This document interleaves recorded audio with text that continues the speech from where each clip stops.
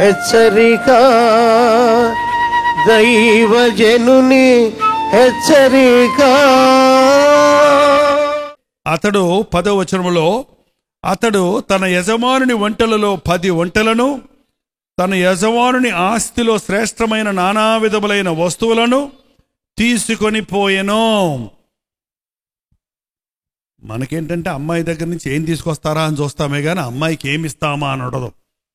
తీసుకొచ్చే అమ్మాయి కోసం 10 వంటల మీద శ్రేష్టమైన నానా విధములైన ఆభరణాలతో, వెండి బంగారాలతో పంపించాడు.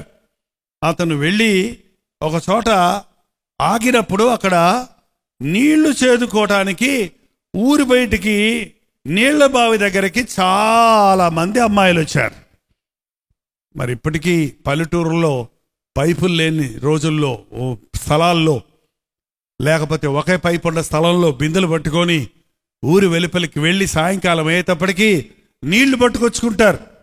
అక్కడ చాలామంది ఎవరు వస్తున్నారు, నీళ్లు పట్టుకోవడానికి వచ్చారు. వాళ్ళని చూడగానే ఏ అమ్మాయి పొడుగ్గుందా, ఏ అమ్మాయి జడ పొడుగ్గుందా, ఏంటండి ఏ అమ్మాయి తెల్లగుందా, ఏ అమ్మాయి అయితే బాగుంటుందా అని ఆ పిల్లల్ని చూసి వాళ్ళ ముఖాలను చూసి సెలెక్ట్ చేసుకున్నాడా? ఏం చేశాడంటే తను చూడండి అక్కడ ఒంటెలను మోకరింపజేసి 11వ వచనం, సాయంకాలమందు స్త్రీలు నీళ్లు చేదుకొని వచ్చు వేళకు ఆ ఊరి బయటనున్న నీళ్ల బావి యొద్ద తన ఒంటెలను మోకరింపజేసి ఇట్లనెను, నా యజమానుడుగు అబ్రహాము దేవుడవైన యెహోవా, నేను వచ్చిన కార్యము త్వరలో సఫలము చేసి నా యజమానుడుగు అబ్రహాము మీద అనుగ్రహము చూపుము, చితగించుము. నేను ఈ నీళ్ల ఊట యొద్ద నిలుచున్నాను. ఈ ఊరి పిల్లలు నీళ్లు చేదుకొనుటకు వచ్చుచున్నారు. కాబట్టి నేను త్రాగునట్లు నీవు దయచేసి నీ కడవను వంచుమని నేను చెప్పగా, నీవు త్రాగుము, నీ ఒంటెలకు నీళ్లు పెట్టదనని ఏ చిన్నది చెప్పునో ఆమెయే నీ సేవకుడైన ఇస్సాకు కొరకు నీవు నియమించినదై ఉండునుగాక. అందువలన నీవు నా యజమానుని మీద అనుగ్రహము చూపితివని తెలుసుకొందుననెను. ఒంటల్ని మోకరింపజేసి ఈయన మోకరించి ప్రార్థన చేశాడు. ఓ అబ్రహాము దేవుడా, అబ్రహాముకి ఇంటికి ఇస్సాకుకి, నీ సేవకుడైన ఇస్సాకుకి నీవు చూపించిన అమ్మాయి ఎవరో, ఈ అమ్మాయిల్లో ఎవరో చూపించు. దానికి ఒక గుర్తు అడిగాడు. నేను కొంచెం తాగడానికి నీళ్ళు ఇమ్మని అడిగితే నాకు ఇచ్చి నీ ఒంటెలకు కూడా తోడి పోస్తాను అని ఏ చిన్నది చెప్పుద్దో ఆమె నీవు నా సేవకుడైన అబ్రహాము కుమారుడికి సేవకుడైన అబ్రహాము కుమారుడికి నువ్వు ఏర్పరిచిన స్త్రీ అని ప్రార్థన చేశాడు.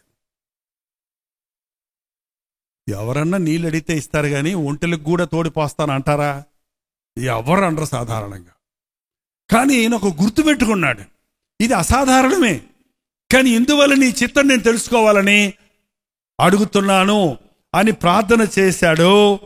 అతడు ఇంకను మాటలాడుచుండగానే అబ్రహాము సహోదరుడైన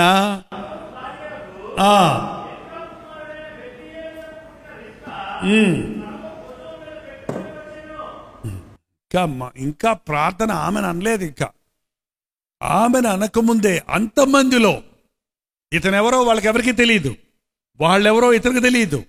కానీ దేవుడు చేసిన ఏర్పాటు చూడండి, కరెక్ట్గా వారు కోరినట్లుగానే నాహోరు కుమార్తె అయిన రెబెకా కడవ భుజం మీద పెట్టుకొని వచ్చి, నేను తాగునట్లు నీవు దయచేసి నీ కడవను వంచుమని నేను చెప్పగా, నీవు త్రాగుము, నీ ఒంటెలకు నీళ్లు పెట్టదనని చెప్పింది అండి. మాట చాలించకముందే ఓకే కిందకి రండి అయితే పోనీ. ఓకే, నాహోరు భార్యకు మిల్కా కుమారుడు బెతేలు రెబెకా మీదకు పెట్టుకుని వచ్చాను. ఆ చిన్నది మిక్కిలి చక్కనిది, ఆమె కన్యక. ఏ పురుషుడును ఆమెను ఫస్ట్ గ్రేడ్ అండి, వివాహం చేసుకునే అమ్మాయికి ఉండాల్సిన క్వాలిటీస్. ఆమె చక్కనిది, ఆమె కన్యక, ఏ పురుషుడును ఆమెను కూడలేదు. ఎంత శ్రేష్టమైన ఒక యువతిని దేవుడు చూపించాడో చూడండి. చాలాసార్లు వివాహం విషయం వచ్చినప్పుడు మరి అనేక విషయాలకు ప్రాధాన్యత ఇస్తామే కానీ ఆమె యొక్క కన్యత్వము, ఆమె యొక్క క్యారెక్టర్, గుణశీలతల గురించి మనం గుర్తించలేకపోతున్నాం.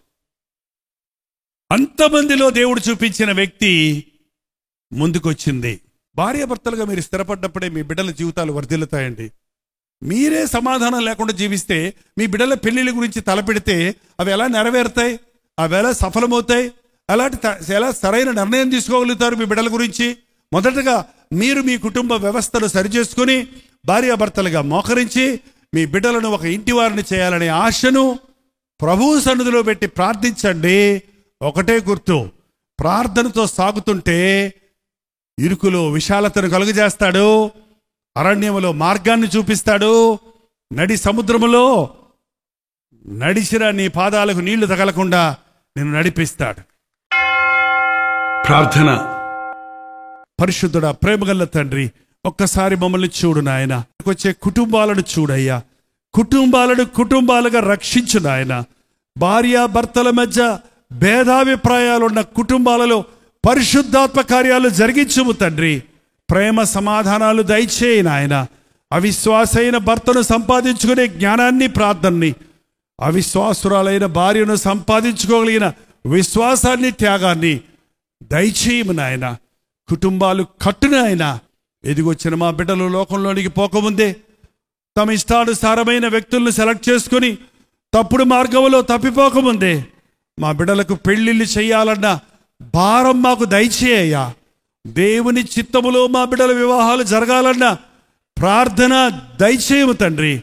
నీ చిత్తమును ఎరిగి నాయన వివాహ జీవితంలో ప్రవేశించినట్లు, దీవించబడినట్లు మా యవ్వనస్తులకి సహాయము చేయము. యేసు క్రీస్తు నామములో అడుగుచున్నాము తండ్రి. మన తండ్రి అయిన దేవుని యొక్క ప్రేమయు, కుమారుడైన క్రీస్తు యొక్క కృపయు, ఆదరణకర్త అయిన పరిశుద్ధాత్మ యొక్క సహవాసమును కూడి వచ్చిన మనందరికీ ఇప్పుడును సదాకాలమును తోడై ఉండును గాక. ఆమేన్, ఆమేన్, ఆమేన్.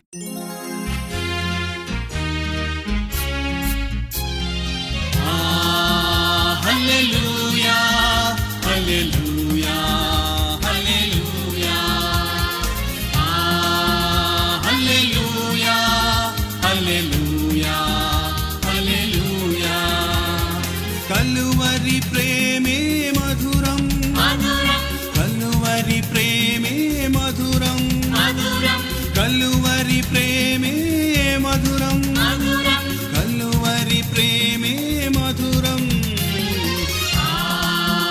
హల్లెలూయా, హల్లెలూయా, హల్లెలూయా, హల్లెలూయా, హల్లెలూయా, హల్లెలూయా.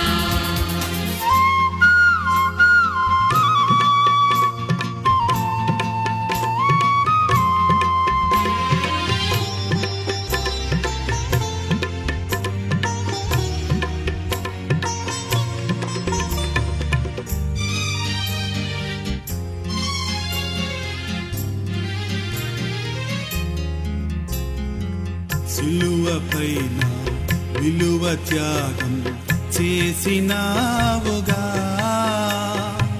పాపినైనా నా కొరకు చిందించినావుగా, రుధిరం చిందించినావుగా. కలువరి ప్రేమే మధురం, కలువరి ప్రేమే మధురం, కలువరి ప్రేమే మధురం, కలువరి ప్రేమే